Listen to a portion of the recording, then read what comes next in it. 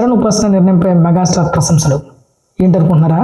Megastar Chiranjeevi తన మనవరాళ్ల పేర్ల విషయంలో కుమారుడు రామ్ చరణ్ అలాగే కోడలు ఉపాసన తీసుకున్నటువంటి నిర్ణయంపై మెగాస్టార్ ప్రశంసలు కురిపించారు. మన సనాతన సంస్కృతి వారసత్వం గుట్టిపడేలా, ఆధ్యాత్మికతకు అద్దం పట్టేలా ఎంతో అర్థవంతమైన పేర్లను ఎంచుకున్నారని ఆయన అభినందించారు. మా రెండు చిన్ని సంతోషాలకు పెట్టినటువంటి అందమైన పేర్లను ఆయన ప్రశంసిస్తూ బంధువులు, స్నేహితులు, అభిమానుల నుంచి ఫోన్లు, సందేశాలు కూడా వస్తున్నాయంటూ చెప్పుకొచ్చారు. మన సంస్కృతి ఆలయాల ఆశీస్సులతో కూడినటువంటి పేర్లు ఎంపిక చేసుకున్నందుకు గర్వంగా ఉంది. ప్రియమైన ఉపాసన, చరణ్లకు నా హృదయపూర్వకమైన ప్రేమ అభినందనలు అంటూ చిరంజీవి గారు తన పోస్టులో పేర్కొన్నారు.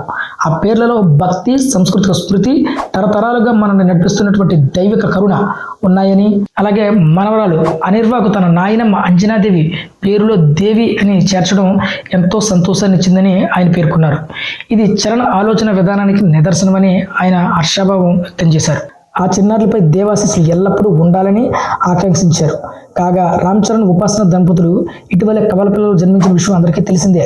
వీరికి జన్మించిన శివరాం కొనిదెల, అనిర్వాదేవి కొనిదెల అని నామకరణం కూడా చేశారు. ఈ పేర్ల వెనుక ఉన్న అర్థాలు కూడా చరణ్ శుక్రవారం సోషల్ మీడియా ద్వారా వివరించారు కూడా.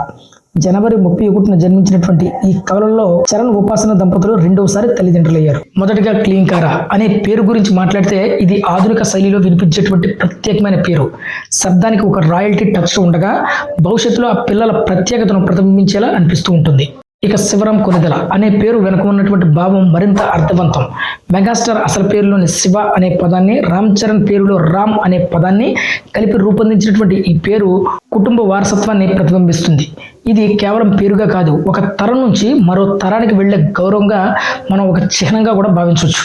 మరియు అనిర్వాదేవి కొనిదెల ధైర్యవంతురాలైన అమ్మవారిని సూచించే ఈ పేరు ఆడపిల్లకు శక్తి, సాహసం, ఆత్మవిశ్వాసం అనే గుణాలను సూచిస్తుంది. సంస్కృతి, ఆధ్యాత్మికత, ఆధునికత all in one beautiful combination అనమాట. ఈ మూడు పేర్లు వినగానే ఒక విషయం చాలా స్పష్టంగా అర్థమవుతుంది.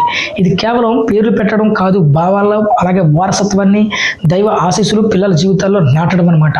మెగాస్టార్ కోరుకున్నట్లే ఆ చిన్నారులపై దైవకృప ఎల్లప్పుడూ ఉండాలని అభిమానుల మనసులో ఆకాంక్ష, అలాగే మా యొక్క ఆకాంక్ష కూడా. సో ఇది ఫ్రెండ్స్ ఈరోజు వీడియో. మరొక వీడియోతో మళ్ళీ మేము ముందుకు వస్తాను. అంతవరకు బాయ్.